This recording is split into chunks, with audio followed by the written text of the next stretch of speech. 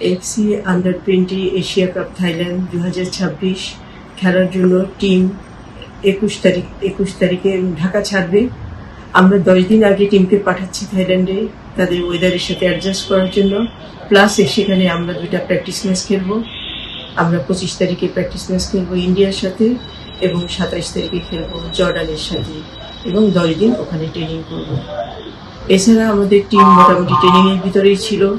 আমাদের টিমের 10 জন senior Asia কাপের স্কোয়াডে অস্ট্রেলিয়াতে ছিল, তো সেখানে তাদের ট্রেনিং এবং প্র্যাকটিস দুটাই হয়েছে। আর বাকিরা তো ঢাকায় ছিল, তারাও ট্রেনিংয়ের ভিতরে ছিল। আর এখন 10 দিন আগে যাবে। আমরা মনে করি যে অনেক ভালো ট্রেনিং হবে। ওদের স্বপ্ন পূরণে পাশে থাকতে পেরে আমরা গর্বিত।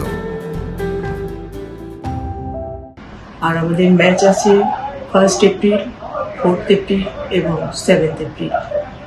আমার দলের কাছে প্রত্যাশা থাকবে তারা কম্পিটিটিভ ম্যাচ খেলবে এবং এন্ড অফ দ্য ডে তারা ভালো কিছু করবে।